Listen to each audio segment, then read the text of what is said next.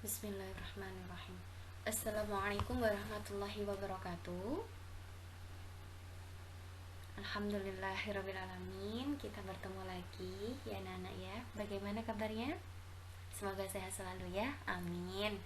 Oke, pada kesempatan kali ini, di video ini Ustadz akan melanjutkan bab sistem reproduksi manusia.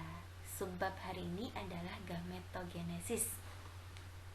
Seringkali kita dengar tentang gametogenesis. Gametogenesis. Apa sih itu sebenarnya? Nah, coba sebelum kita membahas lebih lanjut tentang gametogenesis, coba apakah kamu tahu berapa jumlah sperma dan ovum? Lebih banyak mana? Ovum atau sperma? Sperma atau ovum? Lebih banyak sperma ya. Mengapa hal itu bisa terjadi ya? Kenapa kok sperma lebih banyak sedangkan ovum hanya satu? Nah, mari kita ulas berikut ini. Gametogenesis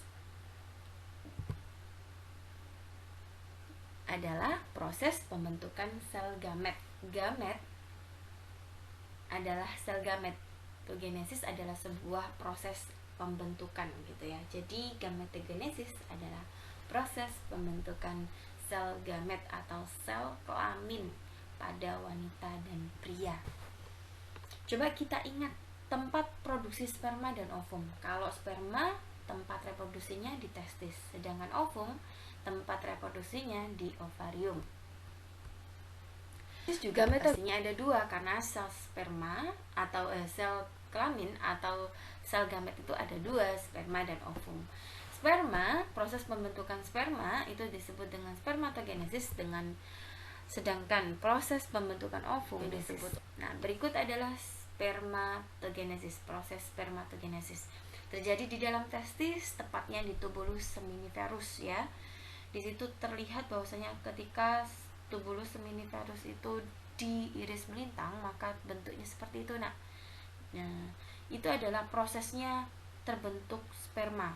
Jadi dari spermatogonium membelah menjadi spermatosit primer, kemudian membelah lagi menjadi spermatosit sekunder, selanjutnya membelah lagi menjadi spermatid, dan yang terakhir adalah menjadi sperma. Spermatozoa berarti sperma yang sudah memiliki ekor. Next, berikut adalah proses terjadinya pembentukan ovum atau oogenesis.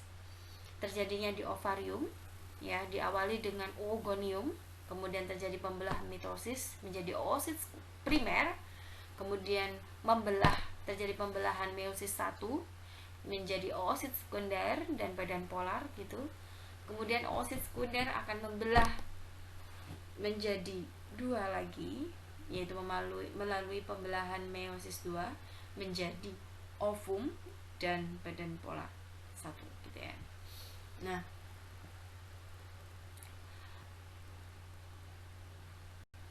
selanjutnya berikut adalah gametogenesis, skema singkatnya begitu ya, dari spermatogonium sama oogonium.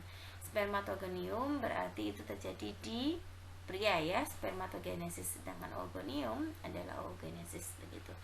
Nah, dilihat dari seperti ini, cara untuk menghafal lebih cepat adalah dengan gonium sit tit gitu ya. Jadi atasnya paling gonium, kemudian membelah menjadi sit primer, kemudian membelah lagi jadi sit sekunder, selanjutnya menjadi tit yaitu spermatid gitu ya, atau ootit. Nah, selanjutnya akan menjadi spermatozoa atau yang oogeneum menjadi sel telur begitu ya. Perlu diingat, sangat perlu dicatat gonium sit tit. Gonium sit tit. Nah, alhamdulillahirrabbilalamin, sudah selesai pembahasan tentang gametogenesis kali ini. Semoga bermanfaat. Tetap semangat terus, sehat-sehat terus. Terima kasih.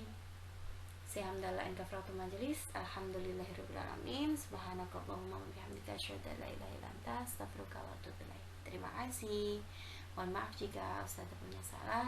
Assalamualaikum warahmatullahi wabarakatuh.